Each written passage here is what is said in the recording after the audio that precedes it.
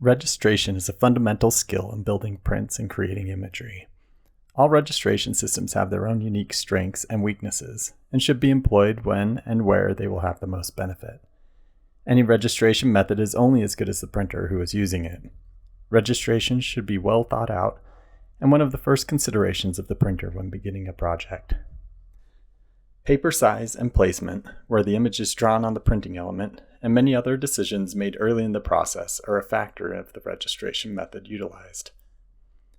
Proper paper preparation is essential to all forms of registration. For a system to be accurate, your paper must also be prepared with accuracy. For more information on preparing your paper, see the video Paper and Calendaring. You should tear and calendar your paper when appropriate before adding any registration. One of the simplest forms of registration used in lithography is called T&bar. With T-bar registration, corresponding marks are made on the back of the paper and on the front of the printing element to allow the printer to accurately place the paper when printing. Marking of the printing elements, especially for a multi-run print, is usually done with the aid of a Mylar template. Prepare a clean Mylar template that indicates the edges of the paper and the center marks of the two shortest edges.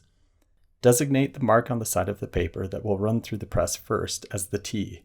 Center the paper area on your printing element, and use iron oxide paper to transfer the T and bar, as well as any other identifying information you may need for the image.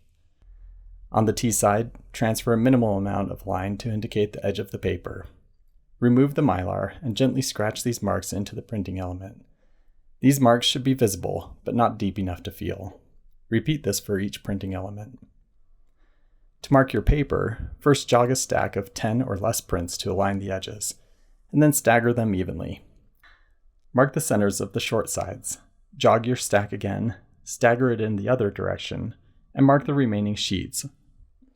On the T side, lightly cross the bar. When printing T and bar, hold the paper loosely with your pointer fingers extended and placed just below the T and bar. Your middle, ring, and pinky finger will all support the bottom of the paper, while your thumb applies slight pressure to the top. Your right hand will place the paper on the T, while your left hand curls the paper away from the printing element to avoid prematurely touching the ink while you position the paper. Place your head directly over the bar and look down from above to help align the two marks as you lower the paper. Let as little of the paper hit the printing element as possible before the paper is in position. Gently hold the paper in place as you remove your other fingers, then roll your pointer fingers off of the paper. T and bar, though simple and flexible, can be difficult when problems arise in printing. The main weakness of T and bar is that the paper is allowed to significantly touch the ink before it is run through the press, leading to push or lay marks. A variation of the T and bar that can help alleviate this problem is affectionately called the taco roll. Two printers hold a folded sheet of paper. The printer places the T as the assistant holds up the sheet. Once the T is placed, the assistant lowers their side of the paper and aligns the bar. While this protects most of the sheet, a line down the center is still susceptible to touching the ink. If a print exhibits push and requires the use of push bars, roll bars, or even holding up the tympan, this can be difficult for a printer without an assistant. Even with an assistant, roll bars and push bars can sometimes allow the print to shift position as the press bed is moved into position. Some printers may also find large sheets difficult to place accurately while using T and bar. In these circumstances, if available, punch registration may present a more economical solution. However, T and bar can be printed full bleed without the need for tearing any of the edges of the paper. It does not require any additional equipment, which may be economical or desirable in some circumstances. Razor T is a simple modification to greatly improve the accuracy of T and bar registration. Everything is performed in the same manner as T and bar, but after drawing the T on the paper, a minor cut is made with a sharp blade along the T side of the paper to help more clearly delineate the edge. This cut need not be long or deep, but should be clean. From the front of the sheet, it should be practically invisible. Razor T does not alleviate any of the other problems associated with T and bar. Punch registration, or pins, can resolve most of the limitations of T and bar, but requires additional equipment and paper. Because punch registration necessitates holes be punched in the paper, 2 to 3 inches of additional paper must be added to the leading edge of the print, which is later torn off to reach the final size of the image. This can require using larger sheets of paper than is strictly necessary for the final print, but the benefits of time and effort saved may quickly outweigh the cost of the paper.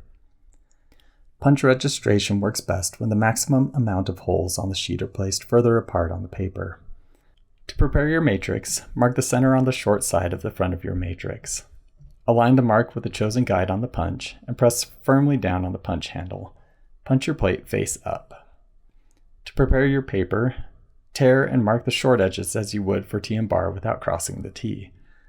Punch works best when the pin side of the paper has a clean edge.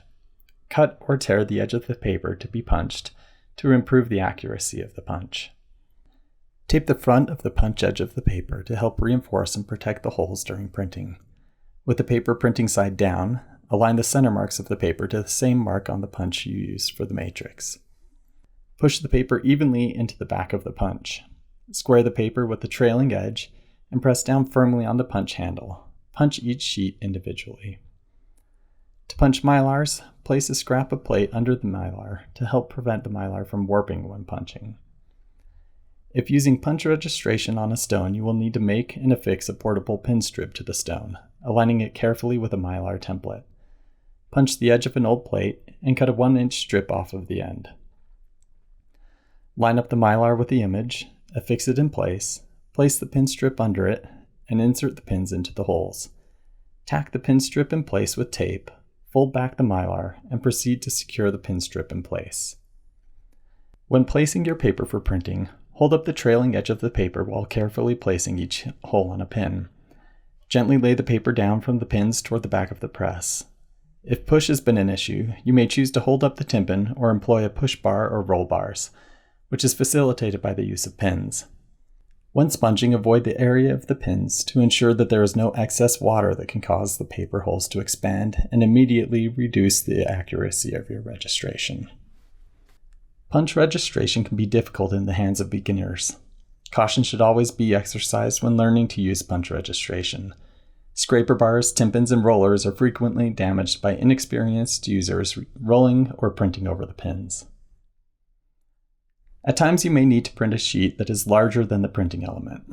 Registration is easily resolved by using a mylar to place marks either on a plate backer with the matrix fixed securely in place, or on blocks that can be secured in place while printing. Temporary blocks should be slightly below the height of the printing element. Lock the blocks in place with a tie-down or chase, furniture, and quan, if available.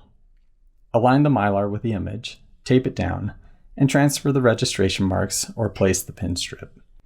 If using T and bar, be sure to tape over the marks so they will not accidentally transfer to the paper or be wiped away while printing.